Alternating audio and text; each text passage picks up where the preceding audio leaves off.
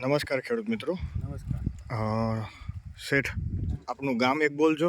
ગામ ગુંદાળા, ગામ ગુંદાળા, તાલુકો ગઢડા સ્વામી, ગઢડા સ્વામીના. અને તમારું નામ આખું? બાબુભાઈ ગગજીભાઈ દેસાઈ. બાબુભાઈ ગગજીભાઈ દેસાઈ. તમારો મોબાઈલ નંબર એક બોલી દેજો. 9859 હવે આ બે કપાસની અંદર આ બે પ્રોડક્ટનો ડેમો કરેલો હતો, તો છાંટ્યા પહેલાં શું હતું અને છાંટ્યા પછીનું રિઝલ્ટ તમને શું લાગે છે? છાંટ્યા પહેલા કપાસ પીળાશ પકડતો હતો અને થોડોક અટકી ગયો, ઊભો રહી ગયો હતો. ઊભો રહી ગયો. તો પછી છાંટ્યા પછી પીળાશ મૂકી દીધી, હા, નવા ડોકા કાઢવાની શરૂઆત કરી. બરોબર. એક ડેમોન્સ્ટ્રેશન આપણે આ ફિલ્ડની અંદર કર્યું હતું ને એક ઓલામાં.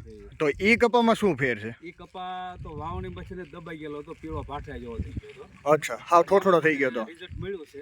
હા. સારું કે એ કપા કોણે પકડે અને થોડીક વચ પકડી.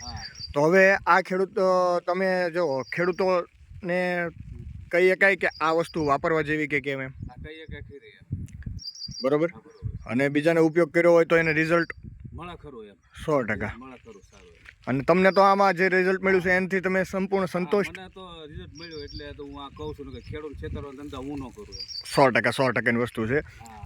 હવે તમારા જ ફિલ્ડની અંદર તમારે આ છાંટવું કે ન છાંટો તમે? મને રિઝલ્ટ ડેમોમાં સારું લાગ્યું એટલે આવતા સરકારથી મારે ઉપયોગ કરવાનો છે. 100%. સરસ, લ્યો. બરોબર. હા.